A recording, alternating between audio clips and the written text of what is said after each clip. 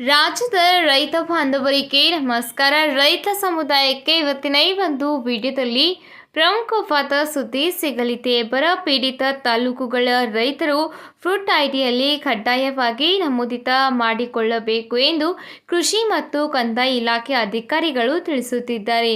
ನೀವು ಬರ ಪರಿಹಾರ ಹಣವನ್ನು ಪಡೆಯಬೇಕಿದ್ದಲ್ಲಿ ಈ ದಿನಾಂಕದ ಒಳಗೆ ಈ ಕೆಲಸವನ್ನು ಮುಗಿಸಿಕೊಳ್ಳುವುದು ಕಡ್ಡಾಯವೆಂದು ಈಗಾಗಲೇ ಕೃಷಿ ಇಲಾಖೆ ಅಧಿಕಾರಿಗಳು ಪತ್ರಿಕಾ ಪ್ರಕಟಣೆಯಲ್ಲಿ ತಿಳಿಸುತ್ತಿದ್ದಾರೆ.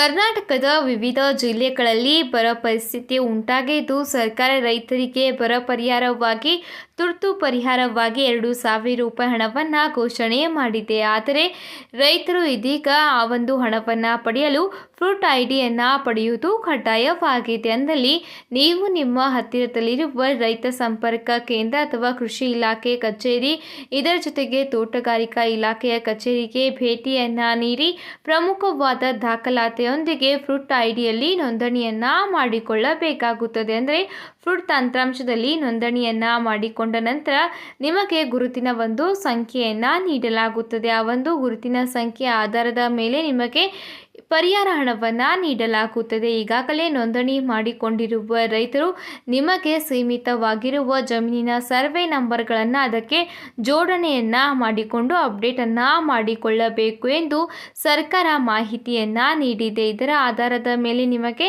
ಬರ ಪರಿಹಾರ ಹಣ ಜಮೆಯಾಗಲಿದೆ.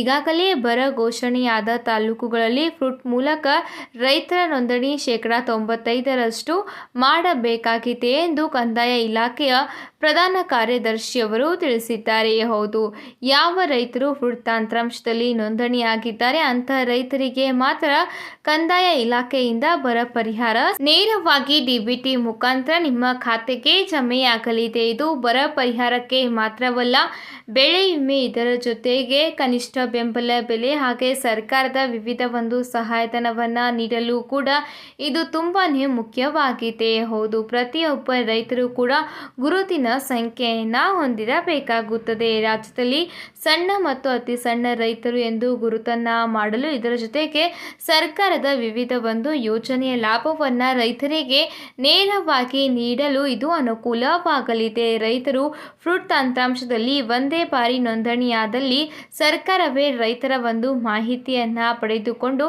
ನೇರವಾದ ಪರಿಹಾರ ರೈತರಿಗೆ ನೀಡುತ್ತದೆ. ಪ್ರತಿ ಬಾರಿ ರೈತರು ಸರದಿಯಲ್ಲಿ ನಿಂತು ಅರ್ಜಿಯನ್ನು ಹಾಕುವ ಅವಶ್ಯಕತೆ ಇರುವುದಿಲ್ಲ. ಈ ಒಂದು ಕಾರಣದಿಂದ ಫ್ರೂಟ್ ಐಡಿಯಲ್ಲಿ ನೋಂದಣಿಯನ್ನು ಮಾಡಿಕೊಳ್ಳುವುದು ಕಡ್ಡಾಯವೆಂದು ಸಿದ್ದರಾಮಯ್ಯನವರ ಸರ್ಕಾರ ತಿಳಿಸಿದೆ. ಇದೇ ಡಿಸೆಂಬರ್ 25ರ ಒಳಗಾಗಿ ಫ್ರೂಟ್ ತಂತ್ರಾಂಶದಲ್ಲಿ ನೋಂದಣಿ ಮಾಡಿಕೊಳ್ಳುವುದು ಕಡ್ಡಾಯವೆಂದು ಸರ್ಕಾರ ತಿಳಿಸಿದೆ. ಅಂತ ಒಂದು ರೈತರಿಗೆ ಮಾತ್ರ ಬರ ಪರಿಹಾರ ಸಂದಾಯವಾಗಲಿದೆ. ವಿಡಿಯೋನ ಸಂಪೂರ್ಣವಾಗಿ ನೋಡಿದ್ದಕ್ಕೆ ಧನ್ಯವಾದಗಳು.